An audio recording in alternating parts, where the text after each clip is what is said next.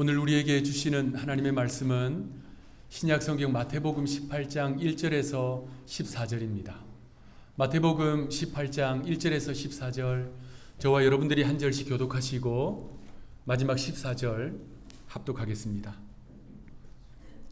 그때에 제자들이 예수께 나와 이르되 천국에서는 누가 크니이까? 예수께서 한 어린 아이를 불러 그들 가운데 세우시고 이르시되 진실로 너희에게 이르노니 너희가 돌이켜 어린 아이들과 같이 되지 아니하면 결단코 천국에 들어가지 못하리라. 그러므로 누구든지 이 어린 아이와 같이 자기를 낮추는 사람은 천국에서 큰 자니라.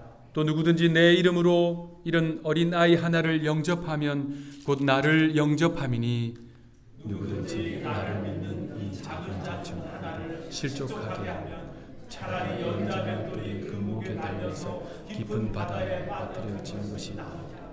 실족하게 하는 일들이 있음으로 말미암아 세상에 화가 있도다. 실족하게 하는 일이 없을 수는 없으나 실족하게 하는 그 사람에게는 화가 있도다. 만일 내 손이 범죄하게 하거든 찍어내버리라. 장애인이나 다리 저는 자로 영생에 들어가는 것이 두 손과 두 발을 가지고 영원한 불에 던져지는 것보다 나으니라. 만일 네 눈이 너를 범죄하게 하거든 빼어내버리라. 한 눈으로 영생에 들어가는 것이 두 눈을 가지고 지옥불에 던져지는 것보다 나으니라. 삼가 이 작은 자 중에 하나도 업신여기지 말라. 너희에게 말하노니 그들의 천사들이 하늘에서 하늘에 계신 내 아버지의 얼굴을 항상 배우느니라. 12절 너희 생각에는 어떠하냐? 만일 어떤 사람이 양 100마리가 있는데 그 중에 하나가 길을 잃으면 그 99마리를 산에 두고 가서 길 잃은 양을 찾지 않겠느냐? 진실로 너희에게 이르노니 만일 찾으면 길을 잃지 아니한 99마리보다 이것을 더 기뻐하리라. 함께 읽겠습니다. 이와 같이 이 작은 자 중에 하나라도 잃는 것은 하늘에 계신 너희 아버지의 뜻이 아니니라. 아멘. 11월이 시작되었습니다. 이 한 달도 하나님께서 우리 교회와 여러분 한 분 한 분을 복의 길, 은혜의 길로 이끌어 주실 줄로 믿습니다.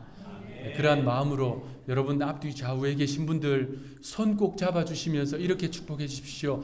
복된 11월 되시기 바랍니다. 아멘. 오늘은 시 한 편 읽어드리면서 시작하겠습니다. 1996년도에 노벨 문학상을 받은 폴란드의 시인 비스와바 심보르스카 여사가 쓴 제목이 손입니다. 손이라는 제목의 시 읽어드리겠습니다.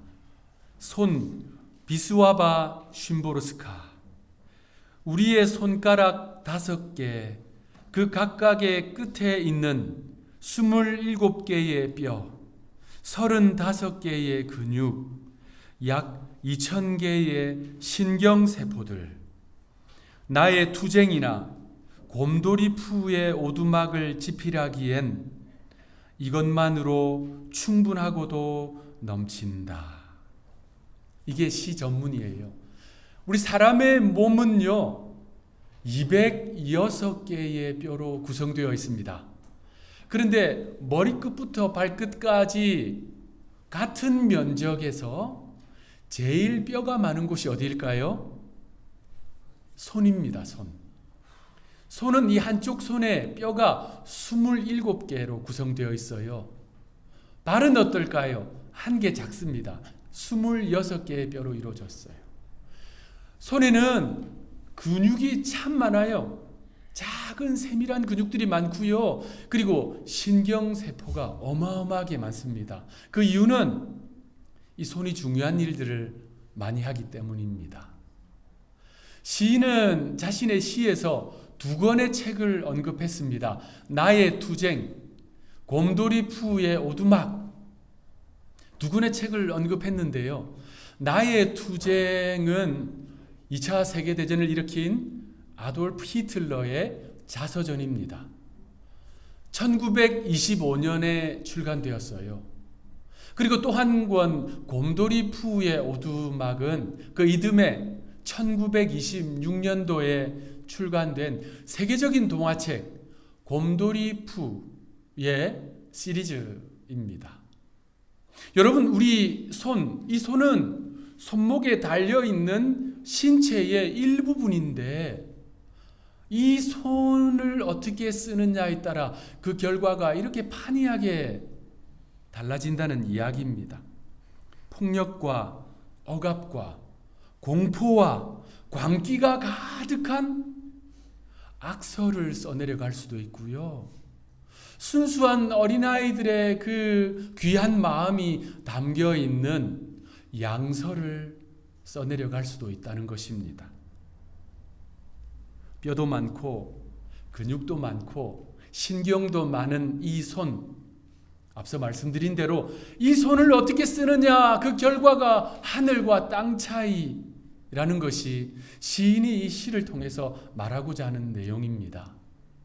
제가 청년 시절에 교회 청년부에서 또 몸담고 있던 선교단체에서 한국 국내 여러 지역과 또 해외 여러 나라에 단기 선교를 자주 다녔습니다. 단기 선교를 가면 꼭 하는 게 있었어요. 그 선교하는 프로그램 안에 드라마를 꼭 했습니다. 드라마가요, 청중들의 마음을 열어주는데 아주 유익하더라고요. 여러 종류의 드라마를 했었는데 그 가운데 하나가 제목이 손이었습니다. 핸즈. 이 손이라는 드라마는 정해진 대본을 나레이터가 쭉 읽어요. 그러면 무대 위에서 역할을 맡은 배우들이 그 대본에 맞추어서 이제 몸으로 표현하는 내용이었습니다. 제목 그대로 손에 대한 이야기였는데요. 그 대본의 일부를 제가 소개해 드리면요. 하나님께서 사람을 만드시고 그들에게 손을 주셨습니다. 창조를 위한 손, 사랑을 위한 손, 주기 위한 손, 돕기 위한 손, 방어하기 위한 손. 그런데 사람들은 하나님이 주신 손을 사용해서 파괴하는 일을 했습니다. 창조해야 할 손이 파괴하고, 사랑해야 할 손이 미워하고, 주어야 할 손이 빼앗고, 도와야 할 손이 돕지 않고, 방어해야 할 손이 공격하는 일을 했습니다. 그러나 하나님은 그 사랑의 손을 내미셨고 스스로 파괴되어져 가는 세상을 치료하기 원하셨습니다. 제가 그 대본을 지금 읽어드리는 거예요. 그리고 그 뒤에 이어지는 부분이 이 드라마의 클라이맥스입니다. 그런데 사람들은 그 손을 십자가에 못 박았습니다. 그리고 외치기를 하나님 거기에 머무르십시오. 잠시 정막이 흐른 후에 이제 그 청중들을 복음으로 초청하는 내용으로 이어집니다. 이런 내용이에요. 그러나 하나님은 그렇게 하지 않으셨습니다. 그는 상처가 있는 그의 손을 보이시면서 세상의 길을 걷고 계십니다. 기다리시며 사랑하시며 누구든지 그에게 나아오라 하십니다. 당신의 손으로 그 손을 붙드시겠습니까? 아니면 그 손을 거절하시겠습니까? 그 선택은 당신의 손에 달려 있습니다. 이렇게 드라마가 마무리되면 이제 드라마에 참여한 사람들 선교팀이 그 청중들 사이로 들어가서 이제 회심하는 분들 영접 기도도 하고 이렇게 쭉 프로그램이 진행이 되었습니다. 제가 이 드라마를 하면서 여러 번 했는데 주로 맡은 역할이 예수님이었어요. 잘 어울렸나 봐요. 예수님 역할을 맡았는데 여러 장소에서 여러 대상들 앞에서 이 드라마를 했거든요. 그런데 앞서 말씀드린 그 부분, 클라이맥스 그 부분,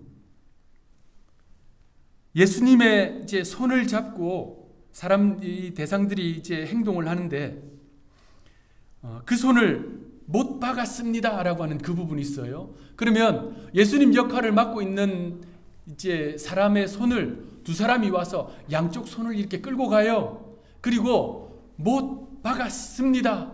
이렇게 이제 포인트를 주거든요.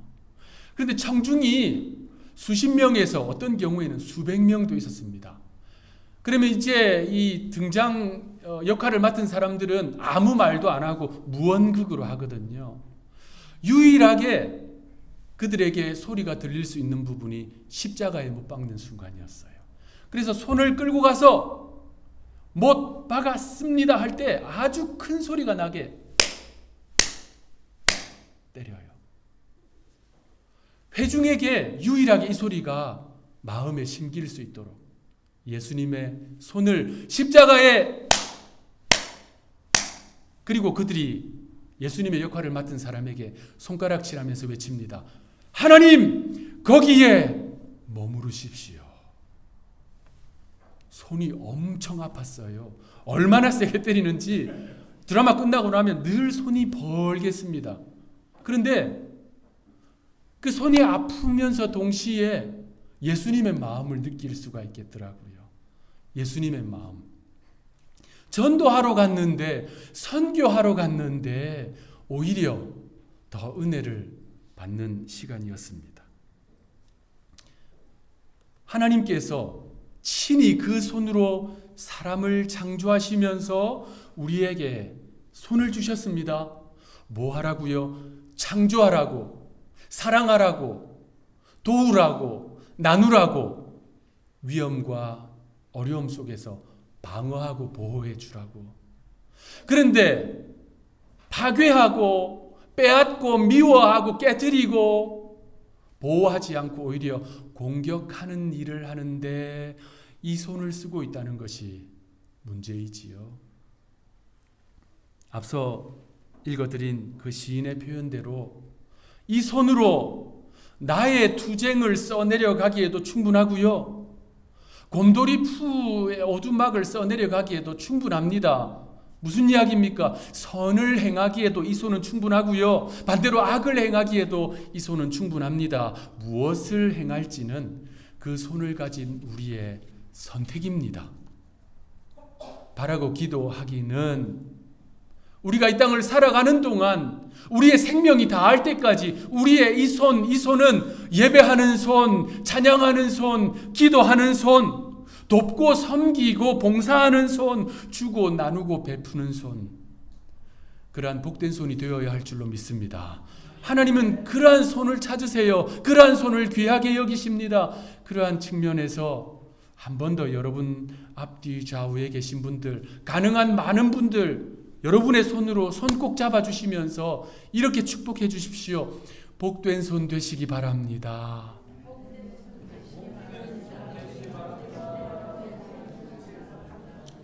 아멘. 여러분의 그 손이 참으로 복된 손이 되시기를 축원합니다. 오늘 본문에서 제자들이 예수님께 질문을 던지는 것으로 오늘 이야기가 시작됩니다. 1절 말씀. 그때 제자들이 예수께 나와 이르되 천국에서는 누가 크니까? 천국에서는 누가 큽니까? 제자들이 예수님께 이거 물었습니다. 제자들의 그 질문을 들었을 때 주님의 표정이 어떠했을지 우리가 상상할 수 있어요. 예상컨대 주님은 답답해 하시면서 한심해 하시면서 도대체 너희들은 언제쯤 깨닫니? 라는 표정으로 보셨을 것입니다. 그 이유가 있어요. 1절은 이렇게 시작합니다. 그때에. 이게 중요해요. 이때가 언제냐? 사복음서를 전체 쭉 살펴보면 이때가 언제냐면요, 예수님께서 제자들에게 나 예루살렘으로 가서 십자가에 못 박혀 죽을 것이다 라고 하는 순환 예고를 두 번째 하신 그때입니다. 예수님 공생의 전체를 보면 이제 예수님이 십자가에 달리실 것을 한 달 앞두고 있는 시점이에요. 이제 한 달 후면 6월절에 예루살렘으로 입성하실 겁니다. 그리고 성전 정화하실 거예요. 그리고 체포되시고 고난당하시고 갈보리로 오르실 것입니다.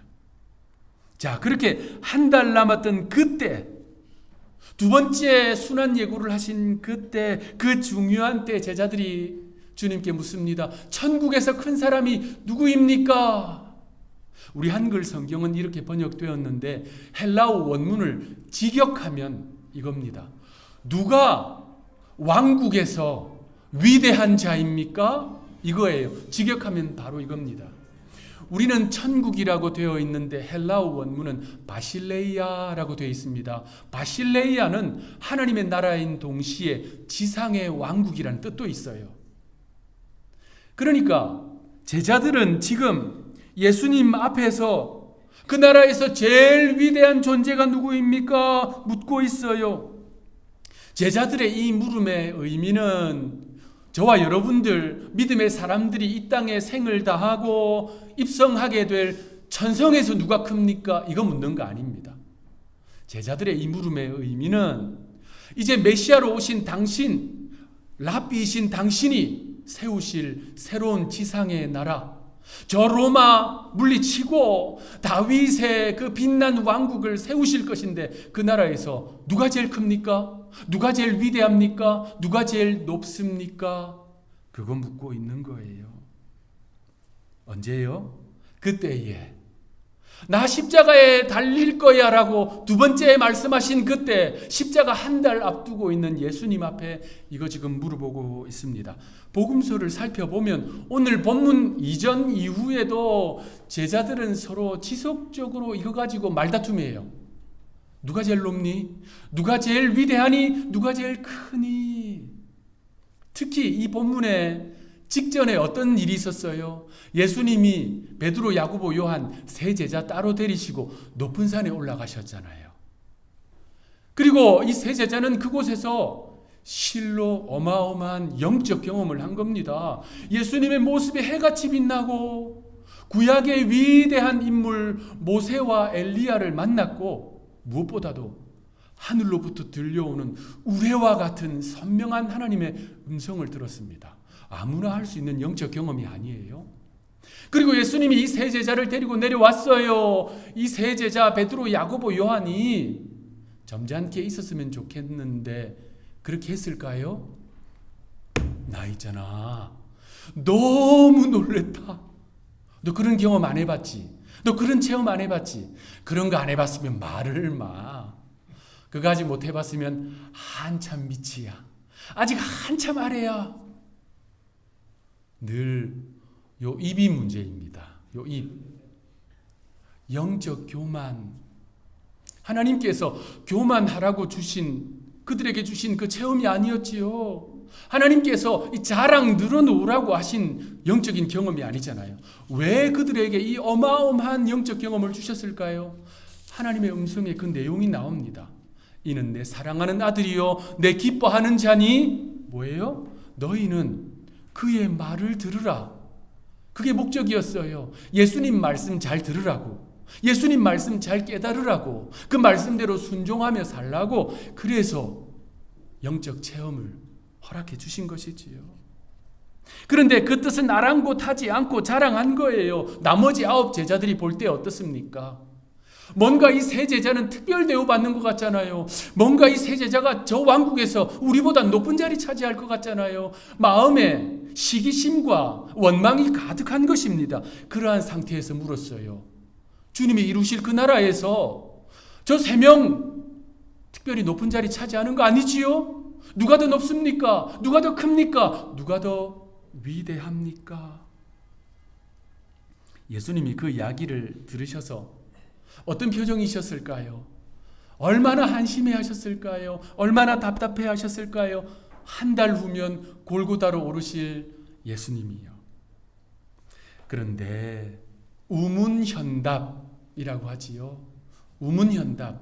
어리석은 질문이지만 주님은 지혜롭게 답변해 주십니다. 주님은요, 천국에서 누가 큽니까? 하나님 나라에서 누가 큽니까? 바꾸어 말하면 하나님이 제일 높이시는 사람이 누구입니까? 하나님이 제일 위대하다고 만들어주시는 사람이 누구입니까? 우리 모두가 사모해야 할 일이잖아요. 너무나도 중요한 일이지요. 예수님이 그거 가르쳐 주세요. 천국에서 제일 큰 사람, 하나님 나라에서 제일 큰 사람, 제일 위대한 사람, 하나님이 그 누구보다도 높이시는 사람. 오늘 본문에서 예수님은 그 사람이 누구인가 가르쳐 주시는데 그 사람은 이 3가지 요소를 갖추고 있는 사람입니다. 첫째는 겸손의 사람, 둘째는 환대의 사람, 셋째는 존중의 사람입니다. 자, 너무 중요한 내용이죠. 한번 따라 합시다. 겸손, 환대, 존중. 제자들이 누가 천국에서 제일 큽니까? 누가 하나님이 제일 높여주시는 사람입니까? 라고 묻자 예수님은 그곳에 있는 어린아이 하나를 곁에 세우시고 겸손에 대해서 말씀하십니다. 오늘 본문 4절 우리 합독하겠습니다. 시작. 그러므로 누구든지 이 어린아이와 같이 자기를 낮추는 사람이 천국에서 큰 자니라. 하나님 나라에서 큰 사람이 누구라고요? 겸손한 사람. 하나님은요, 이토록 겸손한 사람을 높이십니다. 귀하게 여기세요. 본문의 제자들의 마음에 뭐가 있었을까요? 교만, 시기심이 가득했던 거예요. 그 마음을 가지고 주님께 물어봤다는 것을 우리 예수님이 모르실 리가 있습니까? 성경 여러 곳에서 하나님은 교만한 자를 미워한다 말씀하세요. 심지어 하나님은 교만한 자를 하나님이 친히 대적하신다 말씀하세요. 우리가 얼마나 겸손을 추구해야 할까요? 빌립보서 말씀을 통해서 우리 그리스도인들이 가져야 할 예수의 마음, 본받아야 할 예수의 마음을 분명하게 가르쳐 주십니다. 빌립보서 2장 5절에서 8절 중요한 말씀인데요. 제가 읽을 동안에 여러분 귀 기울여 들으시기 바랍니다. 너희 안에 이 마음을 품으라. 곧 그리스도 예수의 마음이니 그는 근본 하나님의 본체시나 하나님과 동등됨을 취할 것으로 여기지 아니하시고 오히려 자기를 비워 종의 형체를 가지사 사람들과 같이 되셨고 사람의 모양으로 나타나사 자기를 낮추시고 죽기까지 복종하셨으니 곧 십자가에 죽으심이라. 하나님의 본체이신 예수님이 자기를 낮추어서 피조물의 모양으로 종의 형체를 입으셨어요. 그것도 부족했는지 친히 지으신 그 사람들에게 정죄되사 십자가에서 생명을 내어 놓으신 것입니다. 예수님이 우리를 구원하실 때, 예수님이 구원을 완성하실 때 어떤 마음이었다고요? 겸손의 마음이었다는 겁니다. 예수님은 겸손으로 우리의 구원을 이루셨어요. 그래서 구원받은 사람들의 1차 특징, 겸손합니다. 구원받은 사람들은 겸손해요. 왜냐하면 이 예수의 마음을 품거든요. 예수가 그 안에 계시니 예수의 마음을 품을 수밖에 해요. 초대교회 지도자였던 교부 어거스틴은 그의 설교에서 성도들이 추구해야 할 가장 큰 덕목이 무엇인가? 첫째도 둘째도 셋째도 겸손입니다. 라고 이야기했습니다.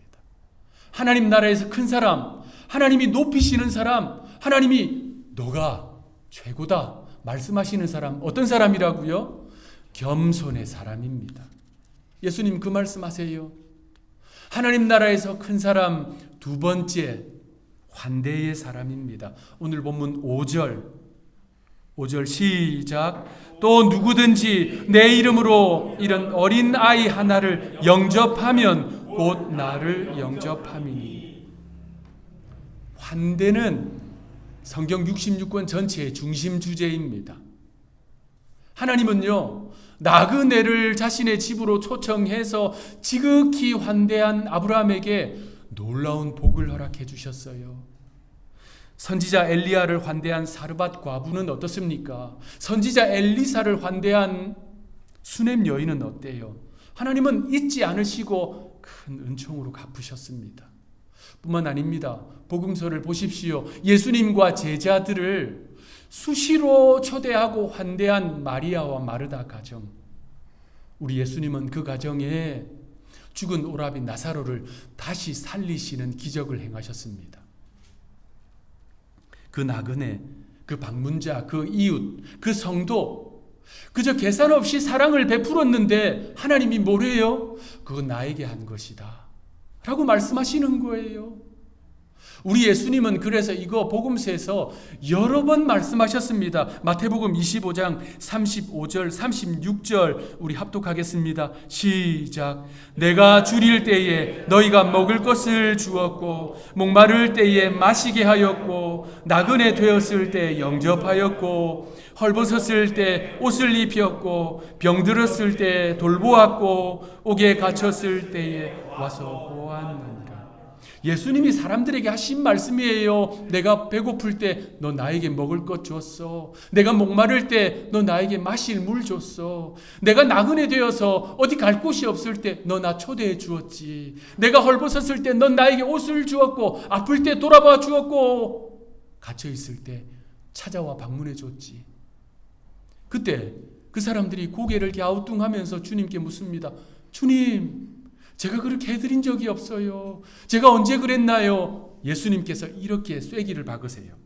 25장 40절 말씀, 임금이 대답하여 이르시되 내가 진실로 너희에게 이르노니 너희가 여기 내 형제 중에 지극히 작은 자 하나에게 한 것이 곧 내게 한 것이니라.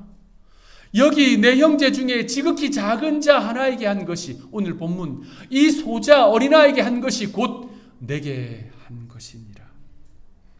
예수님은요, 그렇게 환대를 베푸는 그들을 의인이라 말씀하세요. 그리고 마태복음 25장에서 그 의인들에게 무엇을 약속하실까요? 천국과 영생을 약속하십니다. 그러니까 환대는 구원받은 사람의 특징이요, 구원과 직결되는 삶의 태도라는 거예요. 구원받은 사람들이 보여주는 삶의 태도, 환대. 누가 천국에서 큰 사람일까요? 누가 하나님이 높이시는 사람일까요? 환대를 실천하는 사람. 우리 하나님이 어떤 하나님이냐? 환대의 하나님이에요. 죄인들 지옥에 갈 수밖에 없는 우리를 구원으로 초대하신 거예요. 영생의 자리로 환대해 주신 것입니다. 그래서 그 구원받은 사람들은 적대가 가득한, 혐오가 가득한 세상 속에서도 환대를 실천하라 말씀하시는 것입니다. 이렇게 천국에서 큰 사람, 첫째 겸손의 사람, 둘째 환대의 사람입니다. 예수님은 이어서 세 번째 천국에서 큰 사람이 가진 특징 말씀하십니다. 따라합시다. 존중의 사람. 오늘 본문 6절 합독하겠습니다. 시작. 누구든지 나를 믿는 이 작은 자 중 하나를 실족하게 하면 차라리 연자 맷돌이 그 목에 달려서 깊은 바다에 빠뜨려지는 것이 나으니라. 가능하면 읽고 싶지 않은 무시무시한 구절입니다. 그래서 여러분, 우리는 다른 사람들 실족하게 만드는 말과 태도를 극히 조심해야 합니다. 특히 어디서 조심해야 할까요? 교회 안에서. 6절 말씀 보십시오. 예수님이 뭐라 말씀하셨어요? 나를 믿는 이 작은 자 중 하나를 실족시키면, 세상 속에서도 조심해야 되겠지만 특히 교회 안에 조심하라는 거예요. 나를 믿는 사람, 믿음의 사람들, 주의 몸된 교회 안에서 말과 태도와 행동으로 다른 사람 실족시키면 어떻게 된다는 거예요? 연자 맷돌을 목에 메고 깊은 바다에 던져지는 것. 그것보다 더한 하나님의 책망과 형벌이 있다는 두려운 말씀입니다.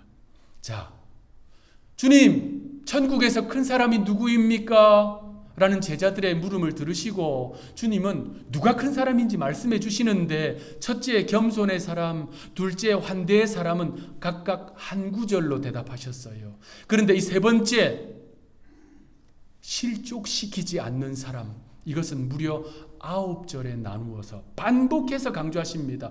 하나님께 있어서 이게 너무나도 중요하고 교회 생활에 있어서도 이게 너무나도 중요하기 때문입니다. 죄인을 물에 빠뜨려 죽이는 형벌, 이거 익수형이라고 불러요.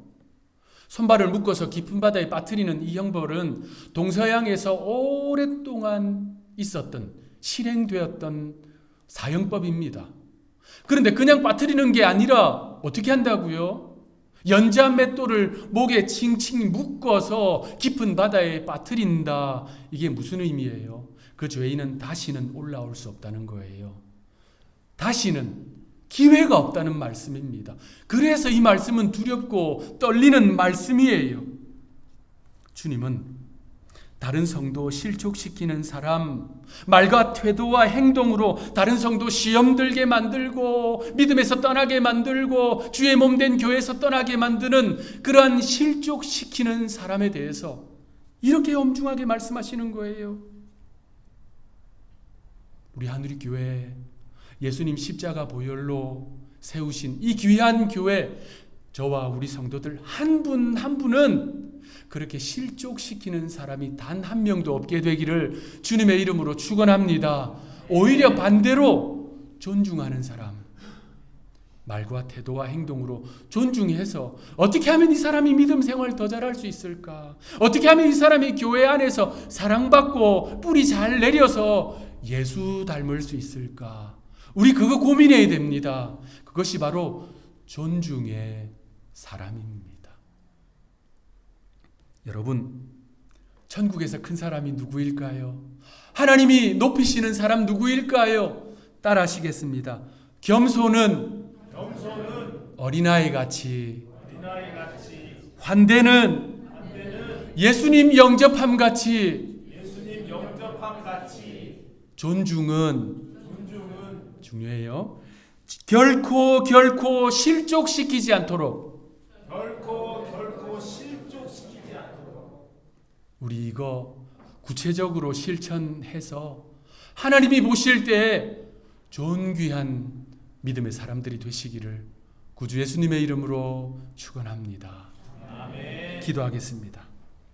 하나님 나라에서 큰 사람, 존귀한 사람, 귀한 사람, 겸손의 사람, 환대의 사람, 존중의 사람, 어린아이같이 겸손하게 하옵소서.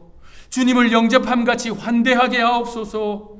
한 사람도 나로 인해서 실족하지 않도록, 결코 실족하지 않도록 존중의 사람 되게 하옵소서. 저희에게 주신 손, 이것을 실천하기에 충분하오니 불의한 일, 악한 일이 아니라 겸손과 환대와 존중을 실천하는 우리의 손, 우리의 삶, 우리의 말이 되게 하여 주옵소서. 구주가 되시는 예수님의 이름으로 간절히 기도하옵나이다.